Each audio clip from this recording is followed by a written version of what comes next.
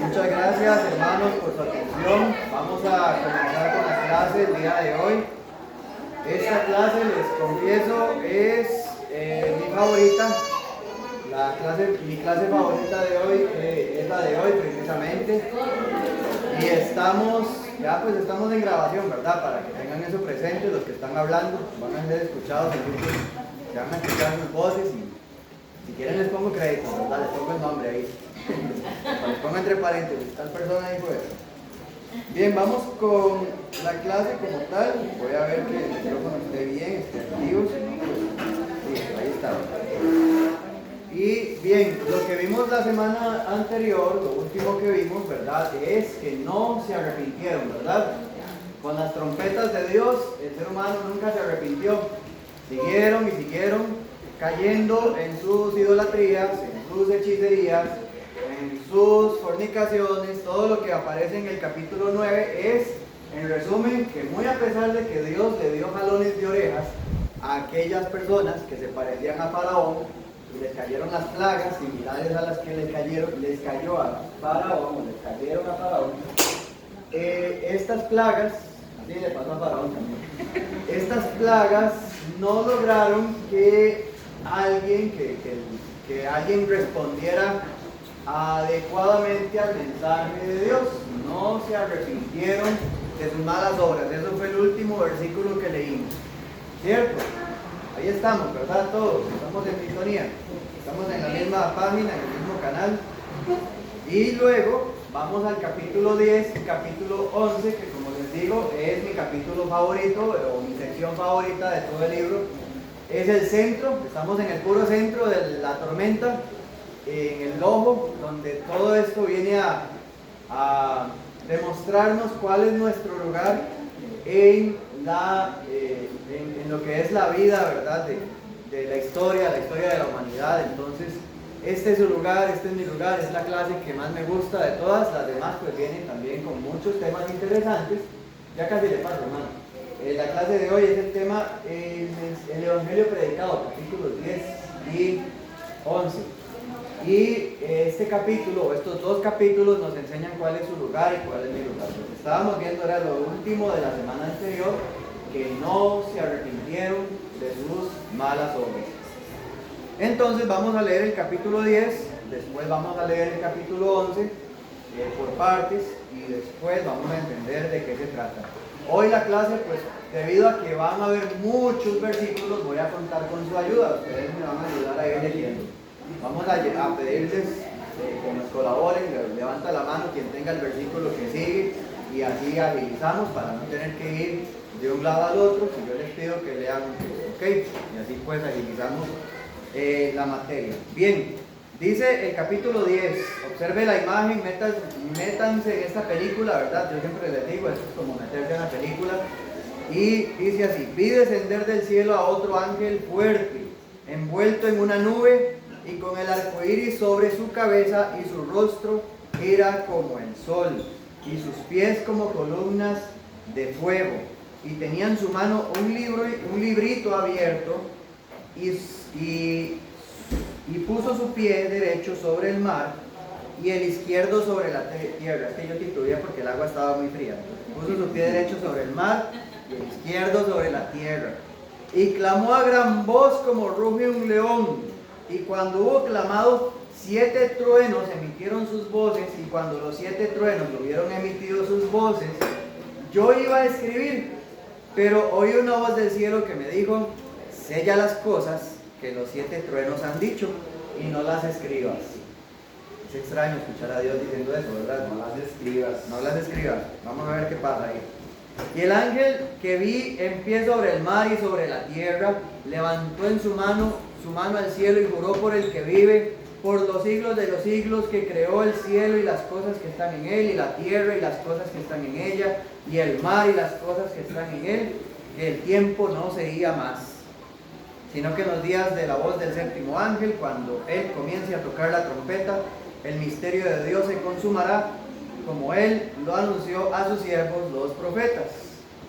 La voz que oí del cielo habló otra vez conmigo y dijo: ve y toma el librito que está abierto en la mano del ángel. que está en pie sobre el mar y sobre la tierra. Y fui al ángel diciéndole que me diese ese librito. Y él me dijo, toma y cómelo, y él te amargará el vientre, pero en tu boca será dulce como la miel. Entonces tomé el librito de la mano del ángel y lo comí, y era dulce en mi boca como la miel. Pero cuando lo hube comido, amargó mi vientre. Y él me dijo, es necesario que profetices otra vez sobre muchos pueblos, naciones, lenguas y reyes. Entonces, el primer símbolo que tenemos que interpretar de este capítulo es el ángel. De hecho, es el ángel como tal, en todo el símbolo general. Recuerden que hay detalles, hay muchos detalles, y esa no es la idea, abrumarnos de detalles, sino encontrar las lecciones más prácticas. Ya les he repetido, ¿verdad? Yo no les puedo enseñar todo lo que pudiéramos sacarle a este pasaje o a cualquier otra parte, pero estamos sacándole tanto lo práctico como sea posible. El ángel es un símbolo de las cualidades del Evangelio. De eso se trata este pasaje. Eso representa el ángel, son las cualidades que tiene el Evangelio. Vamos a ver por qué. En medio de todas las circunstancias, ¿qué es lo que está pasando? Hay trompetas que están llamando al hombre a arrepentirse, ¿verdad? Ya se los dije. ¿Contexto cuál es? Las trompetas. ¿Qué eran las trompetas? Un aviso, arrepiéntanse. Es como cuando una persona está en la calle, ¿verdad? Sufre un accidente y en ese accidente pierde sus piernas y sale, como decimos entre comillas, de milagro vivo. Sale de milagro, salió vivo. Entonces, esa persona puede tomar dos opciones: o intentar, haciendo el esfuerzo posible, buscar a Dios arrepentido porque entendió que Dios le jaló las orejas, o seguir su vida sin arrepentirse. Eso es las trompetas. Una plaga tras otra, y dice el último versículo que leímos, y aún con todos los dolores que ellos pasaron, nada los hizo arrepentirse. Entonces, ¿qué es lo que sí hace que el ser humano se arrepienta? El Evangelio. El Evangelio sí lo logra. ¿Qué es lo que produce fe en el ser humano? Oír, correcto. Nada más puede producir fe. Eso es algo que yo, al menos cuando empiezo a exponer el plan de salvación a una persona, se lo digo. Ni las experiencias paranormales, ni que tuvo un sueño que le dijo que busque a Dios, ni que casi lo atropella un carro y se arrepintió de sus pecados ese día, nada puede producir fe en el ser humano excepto la palabra de Dios. Esas cosas que nos pasan en la calle o que nos pueden pasar en la experiencia del día a día, son cosas que nos ayudan a poner la mirada en el cielo. Es como una cachetada de parte de Dios. Fíjese en mí. Pero uno no tiene fe que salva hasta que no escuche. No existe fe que salve si uno no escucha la palabra de Dios. La fe solamente viene por oír, solamente escuchando el anuncio del Evangelio. Entonces hay varios símbolos. ¿Cuáles son las características del Evangelio? El primero es la justicia. La nube es la justicia. Ya Jean Paul lo tiene en la mano, ya lo vi. Salmo 97. Salmo 97, 2. Nubes y oscuridad alrededor de él, justicia y juicio son el cimiento de su trono. Muchas gracias. Ahora hay que entender el paralelismo, ¿verdad? Cuando uno lee Salmos, y eso es un tip que les voy a dar cuando lean Salmos, una línea, la que está arriba, es el significado de la que está abajo. Jehová es mi pastor, nada me faltará. Nada me faltará porque Jehová es mi pastor. Usted puede volcarlas y van a decir lo mismo. Entonces, ¿qué significan las nubes? La justicia.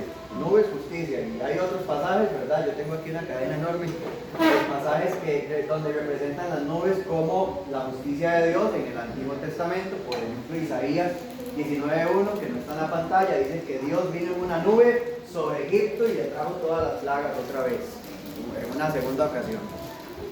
Luego vemos el arco iris, que ya conocemos el pasaje, ¿cierto? Ya lo leímos en el capítulo 4. El arco iris nos recuerda la misericordia de Dios, cómo Dios tuvo misericordia de la humanidad, porque Noé halló gracia ante los ojos de Dios, aun cuando Dios se arrepintió de haber hecho al hombre sobre la tierra y era de continuo su pensamiento solamente el mal, y aún así Dios quiso tener misericordia. El arco iris es un símbolo de la gracia, de misericordia, de algo bueno para con nosotros. Qué importante, ¿no? Sí, adelante. poquito largo, entonces hasta donde llegue el arcoíris. Dice, estableceré mi pacto con vosotros y no exterminaré. Estableceré mi pacto con vosotros y no exterminaré ya más toda carne con aguas de diluvio, ni habrá más diluvio para destruir la tierra. Y dijo Dios, esta es la señal del pacto que yo establezco entre mí y vosotros, y todo ser viviente que está con vosotros por los siglos perpetuos. Mi arco he puesto en las nubes, el cual será por señal del pacto entre mí y la tierra. Gracias, hasta ahí estamos. Muy bien, entonces el evangelio que tiene, claro que tiene justicia. Dios castigó a su hijo para propiciar esa justicia, ¿verdad? Que el pecado merecía. También tiene misericordia, el evangelio tiene misericordia. El rostro radiante viene del ángel, ¿verdad? Ese ángel viene con un mensaje y tiene el rostro radiante. ¿Quién tiene Isaías por allá? ¿Alguno lo tiene a la mano? Vamos teniendo a la mano el que sigue. Vamos a tratar de hacer ese esfuerzo. Si no voy yo. Isaías 60 nos dice de la siguiente manera, en el versículo 19, no vamos a leer todos tampoco, para que no sea aburrido. Dale, Polo. El sol nunca más te servirá de luz para el día, ni el resplandor de la luna te alumbrará, sino que Jehová te será por luz perpetua y el Dios tuyo por tu gloria. Gracias. La gloria viene a ser representada por el resplandor, el evangelio también es glorioso. Los pies de fuego viene a ser algo que tiene que ver con la ira, ¿cierto? Dice, Jehová dijo a mi Señor, el Salmo 110:1, Jehová dijo a mi Señor, siéntate a mi diestra hasta que ponga a tus enemigos por el estrado de tus pies, es decir, que los iba a pisotear con su ira. Esa es la idea, que los iba a tener bajo el fuego de Dios. Ahora, el ángel tiene un librito. Curiosamente, la palabra librito es Biblia. En griego, ¿cómo se dice librito? Biblia. Biblia, básicamente. Es lo mismo, librito es Biblia. Entonces, ¿cuál es la reacción del ser humano cuando recibe ese libro? Es una reacción amarga, pero también es dulce. Podemos responder al Evangelio de dos maneras. Aquí nos vamos a quedar al menos unos 5 minutos explicando un poquito Ezequiel, capítulo 2. Si alguien llegó a Ezequiel, genial, ¿verdad? Si no, ¿quién? Bien, Nela, dale. Y miré, y aquí una mano extendida hacia mí, y en ella había un rollo de libro. Y lo extendió delante de mí, y estaba escrito por delante y por detrás, y había escritas en él, en hechos y lamentaciones y años. Muy bien. Ese dice Ezequiel, capítulo 2, versículos 9 y 10. Ok. Lo que le pasó a Ezequiel, de hecho el contexto de Ezequiel es que a Ezequiel le pasó lo mismo. Ezequiel dice, comió también ese mismo libro. ¿Y qué dice acerca de Juan? ¿Qué leemos en el pasaje de Apocalipsis? Que él se lo comió. Cuando uno recibe la palabra es algo dulce, es algo agradable, pero también puede ser amargo, ¿cierto? ¿Alguno ha pasado por esa experiencia? Yo creo que sí. La palabra del Señor nos puede endulzar el día, pero también nos puede reprender. Nos puede dar una amonestación y decirnos corrija su camino. Puede ser muy dulce, es algo muy dulce, recibir la salvación, ser perdonado, y uno se bautiza, uno se bautizó, uno se siente alegre de que recibió las buenas nuevas de salvación y llega a su casa, y en su casa, como ninguno de los que están en su casa es cristiano, alguien le hace pasar una indisposición y le dicen, con que eso es lo que le enseñan en la iglesia, y así le dicen cristiano, y así se bautizó. Empiezan a darle esa crítica. Entonces el Evangelio trae cosas muy dulces, pero al mismo tiempo también trae un ladito amargo, un lado agridulce. Entonces esa es la idea del Evangelio. El Evangelio tiene una reacción agridulce, ¿cierto? Y en ese contexto, como Dios le dice a Ezequiel, hablen cuando escuchen y aún cuando dejen de escuchar, o sea, predíqueles aunque ellos no quieran escuchar y aún. Correcto, hubo persecución a Ezequiel, lo ignoraban básicamente, a Ezequiel lo ignoraban, a Jeremías lo azotaron igual que le pasó a Jesús, a Pedro y a Juan, ¿verdad? También los terminaron azotando. Es decir, el Evangelio trae cosas muy bonitas, cosas muy dulces para nuestras vidas, pero también trae sus cositas amargas.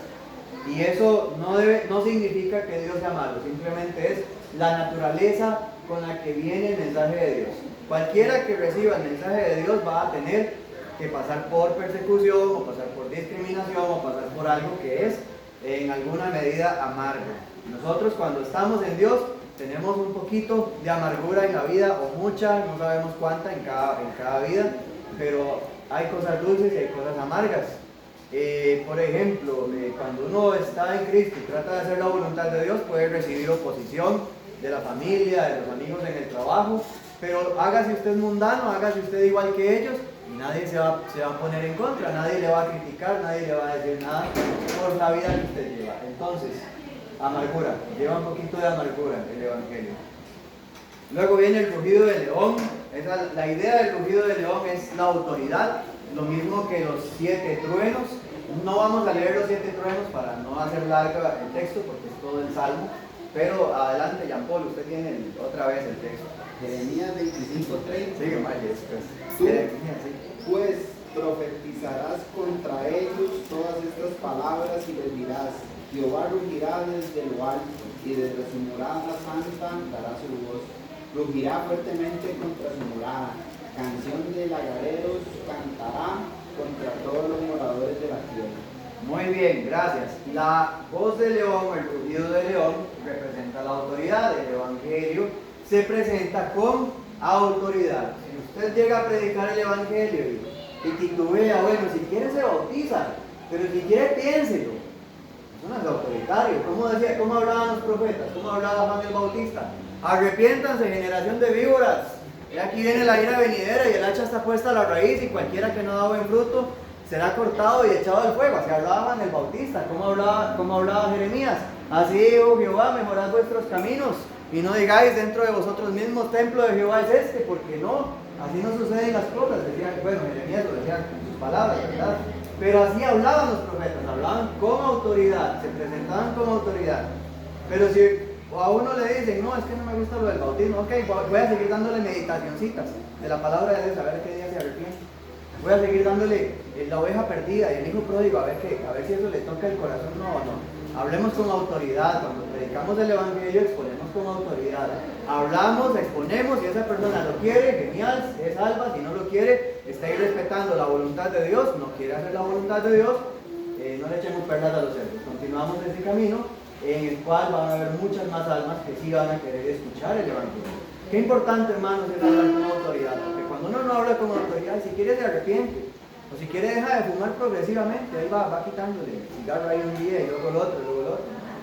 No, hermanos, hay que tener autoridad para hablar, hay que tener firmeza, porque cuando uno titubea, esto puede llevar a que el mensaje sea cuestionado, a que nosotros seamos cuestionados y luego la persona a la que uno le está predicando no crea realmente que esto salva, no crea que realmente el Evangelio sea salvación. Hermana Norma, adelante. El mismo Jesús habló con toda la autoridad, nunca dijo palabras ahí, no, habló con autoridad, con la autoridad que le daba Dios a él para hablar. Sí, muy bien. Y lo que hablaba Jesús, voy a tomar eso de la hermana, también es autoridad, es hablar lo que usted sabe, hablar lo que a usted le enseñaron. No diga, el hermano Paul me enseñó, o yo leí en un libro que así son las cosas. No, usted esté plenamente convencido de lo que el Señor le enseñó. Si usted no lo cree, mejor no lo mencione.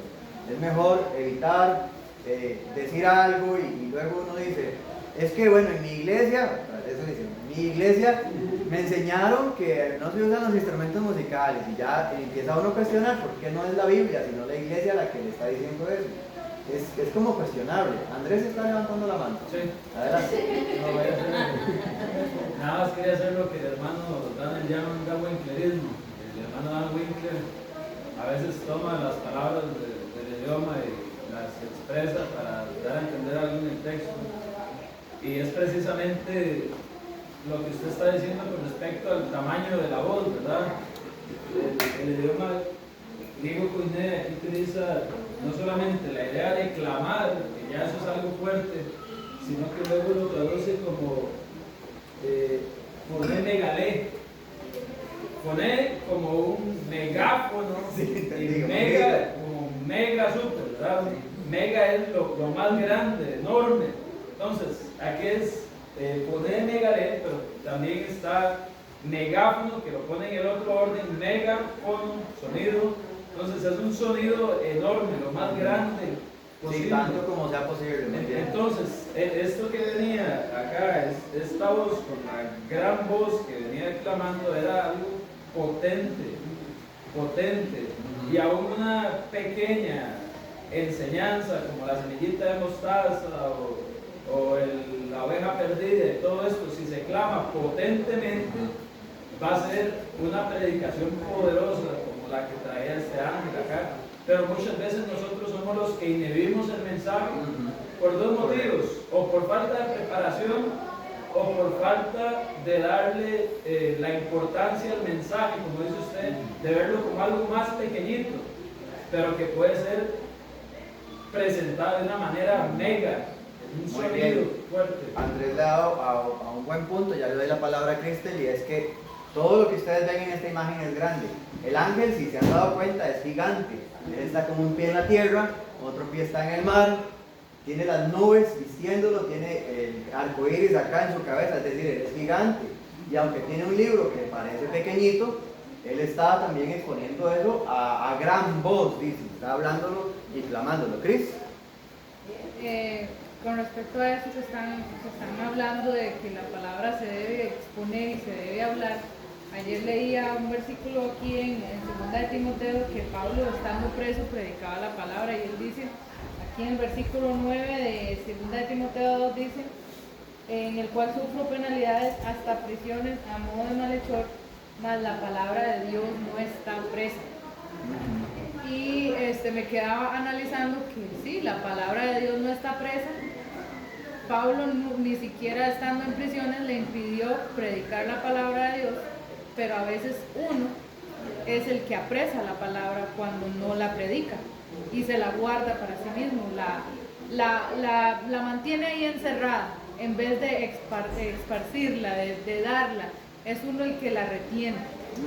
Muy bien. El último, sí. Sí, lo último, sí, El último porque No, nada nos más queda un capítulo todavía. considerando lo suyo y lo de Cristel, si las personas que están alrededor de nosotros, por lo menos los que nos conocen, Ajá. no saben que somos cristianos, miembros de la iglesia de Cristo, hay algo ahí que está fallando porque no estamos predicando a gran voz como Dios lo espera.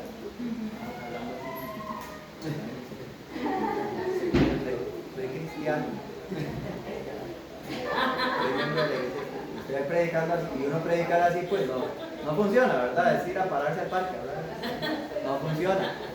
Lo mismo, tiene razón Andrés. Los 7 truenos están en el Salmo 29, si usted quiere leerlos, es igual, la autoridad dice, voz de Jehová que quebranta los cedros, voz de Jehová que derrite los montes, ese es el Salmo, están los 7 truenos ahí. Se escucha, dice, se repite 7 veces, voz de Jehová, 7 veces, lo dice el Salmo 29. Entonces ahí le queda el texto. Y quiero que hermana Mayela era la que seguía, que le quité el turno. Deuteronomio 29 es lo que tiene que ver con el por qué Dios no quiere que sepamos qué dicen esos 7 truenos. Deuteronomio 29. Otra gran lección que nos da el Evangelio. ¿Qué dice Deuteronomio? Dice,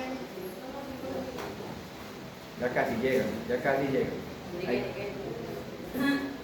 las cosas secretas pertenecen a Jehová nuestro Dios, mas las reveladas son para nosotros y para nuestros hijos para siempre, para que cumplamos todas las palabras de esta ley.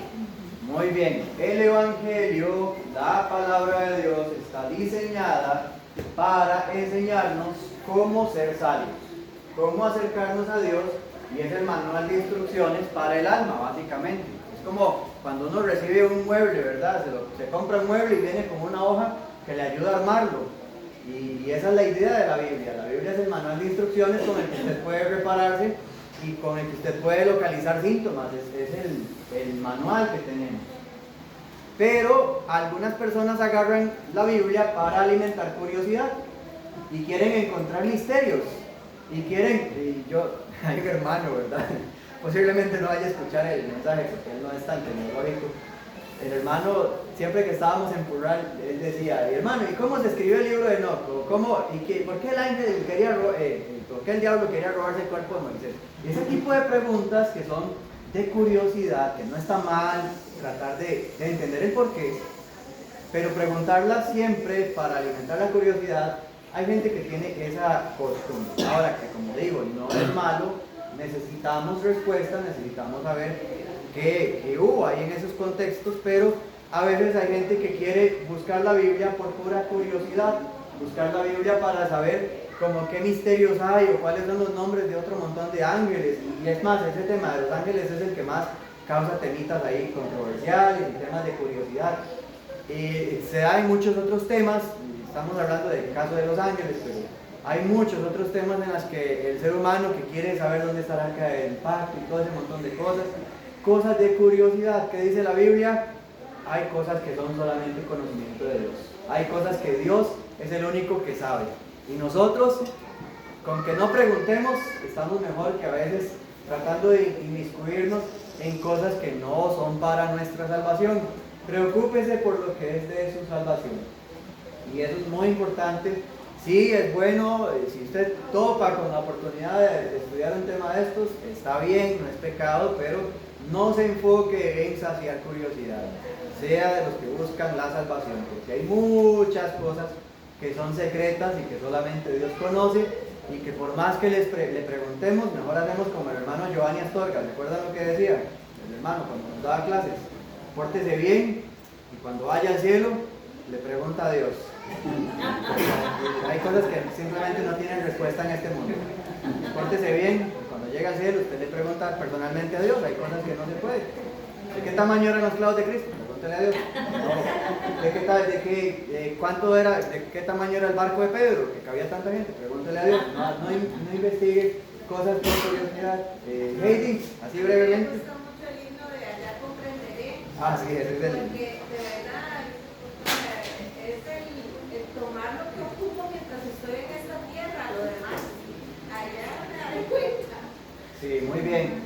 Y el último versículo que está ahí, que no lo vamos a leer, o no sé si alguien ya lo tenía a la mano para leerlo. Ah, bueno, dale, Mayo. Dale de una vez. Job 26, 14. Dice, he aquí, estas cosas son los que son solo los bordes de sus caminos, y cuán leve es el susurro que hemos oído de él, pero el trueno de su poder, ¿quién no puede comprender? Ese versículo me encanta porque nos está diciendo, si usted cree que conoce mucho de Dios, apenas conoce un bordecito de todo lo que puede saber de Dios, apenas conoce un leve susurro de todo lo grande que puede ser Dios.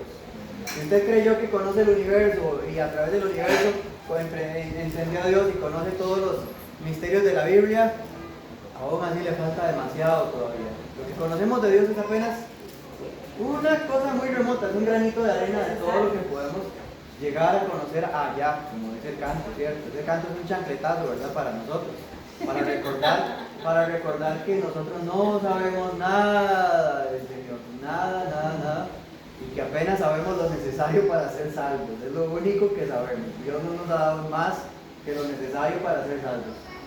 Bien, vamos con el capítulo 11, que es el capítulo clímax, y dice, el último versículo: es necesario que profetice. Como decía Andrés, es necesario que usted se dé cuenta de cuántas almas necesitan a Cristo en su alrededor y que sepan que usted es cristiano, que sepan el Evangelio, les guste o no, la palabra de Dios es agridulce, hay que predicarles.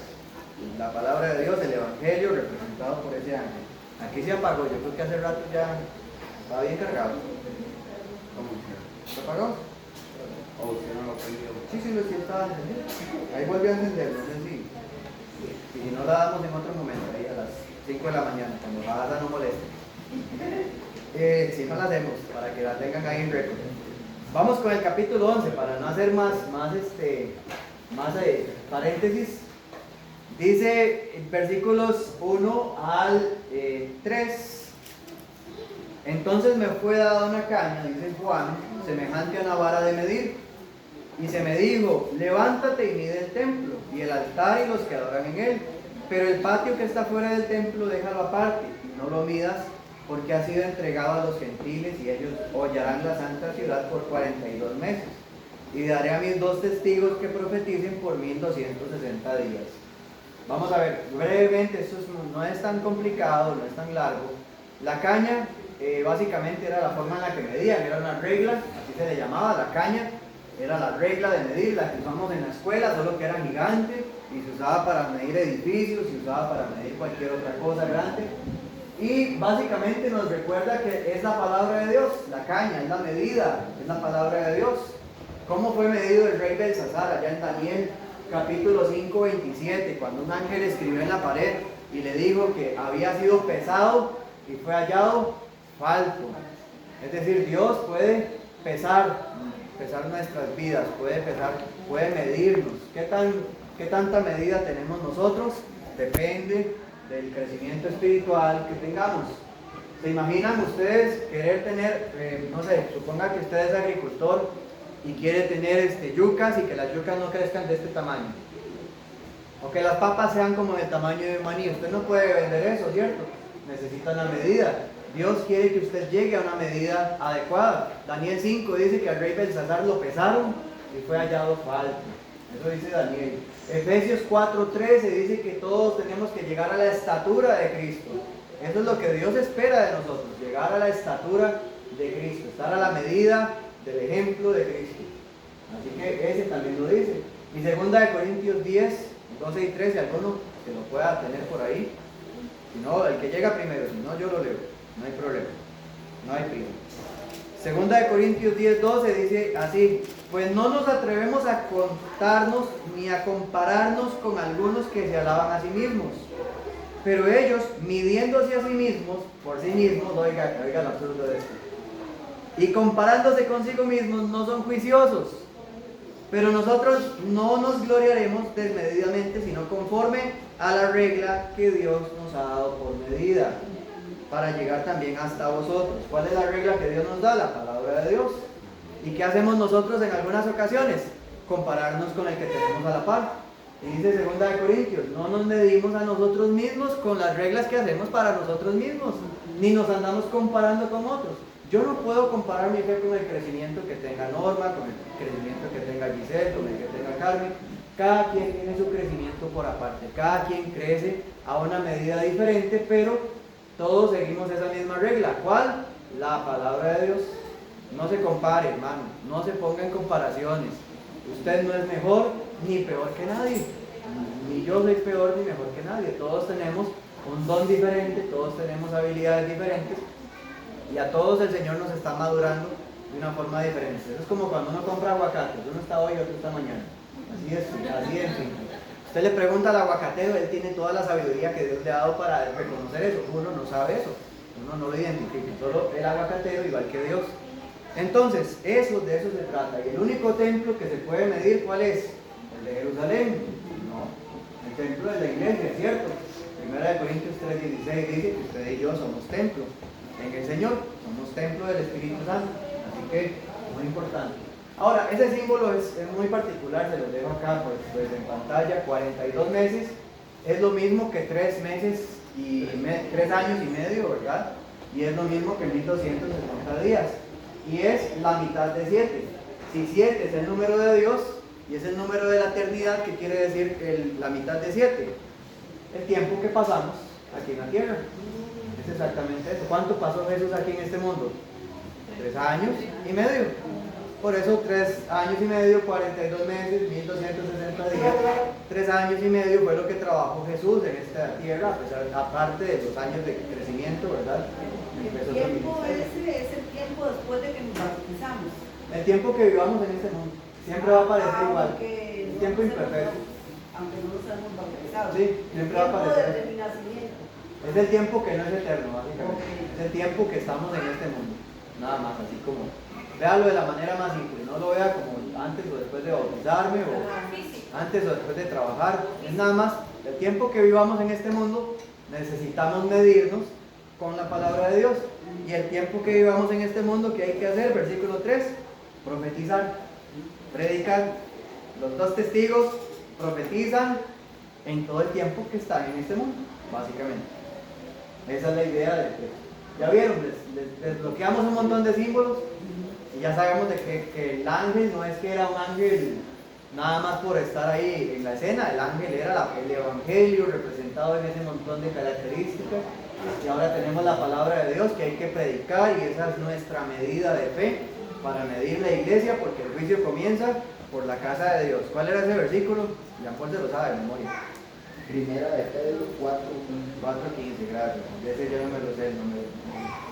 Entonces, ¿qué pasa después? Vamos a leer el versículo 4.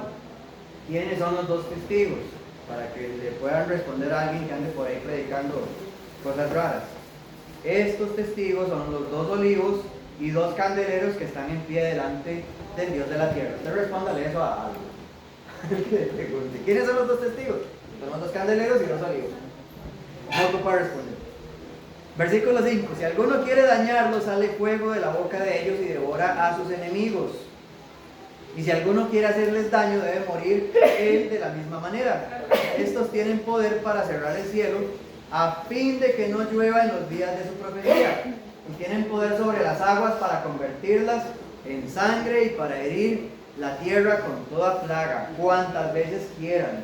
Cuando haya, como Cristo, un día de esto les cuento qué hizo Cristo. Cuando hayan acabado su testimonio, ya casi les cuento lo que hizo. Cuando hayan acabado su testimonio, la bestia que sube del abismo hará guerra contra ellos y los vencerá y los matará. Y sus cadáveres estarán en la plaza de la gran ciudad, que en sentido espiritual se llama Sodoma y Egipto, en donde también nuestro Señor fue crucificado. Y de los pueblos y lenguas y tribus, lenguas y naciones verán sus cadáveres por 3 días y medio. ¡Oh! 3 días y medio. Y no permitirán que sean sepultados. Y los moradores de la tierra se regocijarán sobre ellos y se alegrarán y enviarán regalos unos a otros, porque estos dos profetas habían atormentado a los moradores de la tierra. Pero después de 3 días y medio, cuando finalice el tiempo en este mundo, entró en ellos el espíritu de vida enviado por Dios. Y se levantaron sobre sus pies y cayó gran temor sobre los que los vieron, y oyeron una gran voz del cielo que les decía: subid acá. Y subieron al cielo en una nube, y sus enemigos los vieron. Y en aquella hora hubo un gran terremoto, y la 10ª parte de la ciudad se derrumbó por el terremoto, y murieron en número de 7,000 hombres, o sea, todos. Y los demás se aterrorizaron y dieron gloria al Dios del cielo. El segundo ay pasó, y he aquí el tercer ay viene pronto. Vamos a desmenuzar esto. El número 2, como todos los números de Apocalipsis, son simbólicos. Y ustedes yo creo que conocen mucho ese versículo, especialmente los que somos casados. Eclesiastés 4, 9 al 12. Mejores son 2 que 1. Eso quiere decir que nosotros, cuando predicamos, cuando estamos con Dios, somos fuertes. No quiere decir que somos 2 literalmente, pero donde quiera que la iglesia está, somos fuertes. Hermano, hermana, si usted se siente solo predicando el evangelio, donde quiera que esté, aquí en la iglesia encuentra ese apoyo. Si usted se siente atrapado en medio de esa persecución, en medio de discriminaciones, aquí es donde en la iglesia es donde tenemos esa fortaleza para salir adelante. Y dice que tienen poder para hacer salir fuego de su boca, y tienen poder para hacer cerrar el cielo. ¿A qué personajes se recuerdan ustedes con ese tipo de descripciones? Antiguo Testamento. Moisés, no. Elías.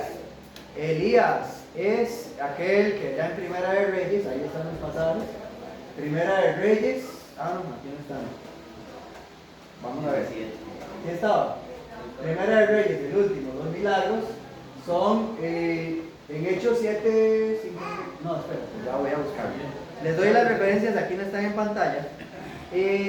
Segunda de Reyes 1, versículos 10 al 12, dice que Elías oró y cayó fuego del cielo para devorar a los adversarios. Oye, un momento, que me atrasó aquí ahora sí, estamos en la pantalla anterior. Luego, en Primera de Reyes 18, 17 y 18, también habla acerca de cómo el cielo se cerró y no había lluvia porque Elías oró para que no hubiera lluvia. Y luego vemos a Moisés convirtiendo las aguas en sangre en Éxodo 7, 17 y 18. Allí están los 3 pasajes. Está Moisés, pero Moisés es el único que hace que el agua se convierta en sangre. Les voy a contar lo que hizo Cristo. Es que el agua está viniendo muy alta, muy cara. Entonces Cristo dijo: Señor, ¿cómo hacemos para que el recibo? Eso es broma, ¿verdad? Yo sé que lo digo de broma. ¿Cómo hacemos para que el recibo venga más barato?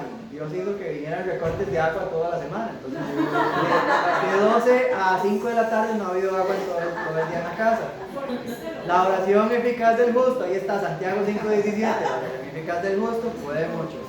¿De qué se tratan todos estos milagros? No es que Norma va a predicar y le va a llover fuego del cielo a una persona, y tampoco es que Giselle va a predicar y el agua se convierte en sangre. Esto no es literal, hermano, sino que el poder que tiene la oración es lo que estamos viendo. ¿Qué hicieron estos personajes? Oraron. Ellos oraron y Dios dio respuesta. Elías dijo: Señor, que no llueva hasta que yo le vuelva a pedir lluvia. Y no llovía, y no llovía, y no llovía. 3 años y medio, otra vez vemos 3 años y medio en los que no llovía durante el tiempo que Elías se mantuvo callado. Entonces, es la oración, hermanos. Cuando nosotros predicamos, atormentamos también. Eso significa el fuego que sale de la boca. Vemos Hechos 7:54, que cuando Esteban predicó, se enardecían aquellos fariseos, dice que se tapaban los oídos y enardecidos, dice, rasgaron sus vestiduras y buscaron las piedras. La predicación también enardece, hace que salga fuego de la boca. Eso es, nuestra predicación debe causar eso, debe hacer que una persona salga sollozando, ¿verdad? Es necesario impactar, debe hacer que nosotros expongamos con autoridad. Por supuesto, usted no le va a decir generación de víboras a alguien así como así sin motivo, ¿verdad? Pero la predicación suya debe ser impactante, debe causar, debe dar un impacto. Como en Tesalónica, debe trastornar el mundo la predicación del Evangelio. Entonces, eso es de lo que se trata. Allá en Zacarías está otro pasaje, no lo vamos a leer, pero usted lo tiene para buscarlo en casa. Zacarías dice que habían siervos de Dios, Zorobabel y Josué, y eran representados por esos olivos y candeleros. Allí está el mensaje. No es tan grande, pero sí lo que dice el versículo 6. Zacarías 4:6, que dice: no es con espada ni con ejército. Sí, exactamente, ese es el poder de nosotros. El Espíritu de Dios que comunica el mensaje, no somos nosotros, es Dios quien hace la obra. Ahí está, yo ya sabía que se iban a... Zacarías 4:6, hermanos, dice: no es usted, no son sus palabras, no es su tono de voz, no es que usted ande bonito, ande feo, es la palabra de Dios la que va a causar ese impacto. En cualquier circunstancia siempre va a ser la palabra de Dios. Uno puede llegar tartamudeando como Moisés, y que si la palabra de Dios dice lo que dice, va a convertir a 1000 almas. ¿Qué dijo Jonás? 4 o 5 palabras. Nínive será destruida en 3 días. Se convirtió toda una ciudad, una ciudad grande, la gran manzana de aquel entonces. Entonces, no son las palabras de uno, es la palabra de Dios lo que convierte el alma. Y continuamos viendo lo que sucede con ellos. A ellos los van a matar, dice acá en Hechos 14:22, porque es necesario que a través de muchas tribulaciones entremos en el reino de Dios. Vean lo que dice. ¿Ocupan que me devuelva un momento? Sí. Ahorita me devuelvo para que... Vamos a ver cuántas líneas. Para estar bien del tiempo, para no ir respetando el tiempo. ¿Qué les falta? Mucho. Nada, el último punto. Listo. 10 segundos, voy a dar para Hermano, sí, como yo, como letra de doctor. Adelante, un va. comentario breve. En mis años que he escuchado clases, nunca, la verdad que yo recuerde, he escuchado eso que ha dicho en la clase sobre la autoridad con la que tiene que hablar uno. La autoridad viene, obviamente, se la da el Señor bajo el conocimiento que usted tiene de la palabra, pero muchas veces uno como que no confía ni en Dios ni en uno, que a la hora de hablar es muy suave. Y si uno Sí, sabe claro. evangelizar, uno tiene que dar a entender a la persona que cómo se encuentra en ella. En ese momento, si el Señor viniera, es lo que yo trato de decirle a las personas, porque una vez un hermano a mí me dijo: usted no sabe si esa es la única oportunidad que va a tener usted para hablar de esa persona. Entonces no puedo perderla. ¿Ve? Entonces uno no puede ser suave. Tampoco, como dice usted, decirle: usted es un pecado, porque Sí, aquí ¿verdad? está Hay que de frente, saber ¿no? hablar. Sí, hay que saber hablar, pero también hay que aprovechar esos segundos o minutos que te da la persona para escucharlo a uno. Sí, esto yo les voy a dar un ejemplo muy breve. Cuando usted está con diarrea, lo que hace la gente es decirle: un montón de cosas y le empiezan a recetar, toma Juan y Lama, toma té de tilo, té de manzanilla, tome té de todo, el té es para todo, ¿verdad? Y usted con ese convencimiento, ¿qué receta para curarle la diarrea a su amigo? Ese convencimiento, que usted diga, uy, yo bajé de peso tantos kilos por tomándome el té verde, ese convencimiento, porque usted hable con esa energía, eso es predicar. Pero si uno le anda por las ramas y no sirve, no funciona. Hay que convencer, hay que hablar con convencimiento. Bien, vamos con la última parte, que ya está la última página, y son 2 minutos que yo sé que van a ser muy provechosos. Si usted se queda 2 minutos más, van a ser un poquito más provechosos. Pero bien, dice, esto es lo último, la otra parte la vamos a ver la otra semana, vamos a cortarlo ahí. Pero los matarán. Vamos a pasar persecución. Vean lo que le pasó a los testigos. Los mataron y los sepultaron. No, los dejaron ahí como una bolsa de basura que uno se encuentra en la calle, en las aceras, que eso se revuelca, ¿verdad? Y lo dejan ahí descomponiéndose. Los mataron a estos cristianos por predicar el evangelio. Eso le pasaba a los cristianos en aquel entonces. A nosotros no nos ha pasado eso. No hemos conocido a un cristiano en nuestra cultura al que le hagan eso, que lo dejen tirado en la calle muerto. Y hacen fiesta, dice el versículo 10, hicieron fiesta, bailaron y se daban regalos. ¡Hey! Matamos a Jean Paul porque Jean Paul estaba predicando y decían eso. Y celebraron la muerte de esos cristianos. Pero yo quiero dejarles, hermanos, la última parte. Bueno, Sodoma, Egipto y Jerusalén, ciudades rebeldes, las tres, básicamente es lo mismo. Cualquier lugar donde usted predique va a haber gente rebelde. En Egipto, ídolos. En Sodoma, todos los placeres y vicios conocidos. Y allá en Jerusalén, tercos, duros de cerviz, duros de corazón. Duros. Entonces, ¿qué va a pasar con ellos? Ellos van a resucitar. Por eso es que les digo, esta es la parte más bonita del capítulo. Versículo 12, oyendo una gran voz del cielo, les dice, subid acá. Y qué bonito es que esas palabras las llegamos a escuchar algún día. Que usted y yo, hermanos, seamos de los que escuchan. Hay gente que no va a escuchar esas palabras. Yo no sé cómo va a hablar Cristo ese día, pero no lo dice. Pregúntele a Dios cuando llegue al cielo cómo hace Dios eso. Pero subid acá. Qué bonito es escuchar esas últimas palabras cuando estemos en este mundo. Subid acá. Ya pasó, ya se acabó esa historia. Ya terminó, ya cumplió su tarea. Ya no hay que pasar por los pesares de este mundo, como dice allá aquel canto, que aunque en esta vida de llanto triste, de tinieblas, de oscuridad, pasemos tantas cosas pésimas, ¿verdad? Tantas cosas terribles, problemas, aflicciones de mil maneras, algún día el Señor nos va a decir, subid acá. Y esas son las últimas palabras que vamos a escuchar aquí, para lo que viene. Lo que viene, hermanos, la siguiente semana es básicamente la última trompeta. En la última trompeta, les voy a hacer un breve adelanto nada más. La última trompeta dice que se ve el arca de Dios en el cielo, es decir, se ve el Señor en el cielo. Recuerden que es el arca, les voy a spoilear un poquito de lo que viene en las prédicas, es la presencia de Dios. El Señor mismo se va a hacer visible en las nubes y estamos ascendiendo con Él a los cielos. Eso es lo último que vamos a ver aquí, es lo último que vamos a escuchar para pasar la eternidad con el Señor. Qué bonito, ¿verdad? Saber que el Señor algún día nos va a decir, suba, ya, es lo último, suba. Cuando allá se pase lista, suba.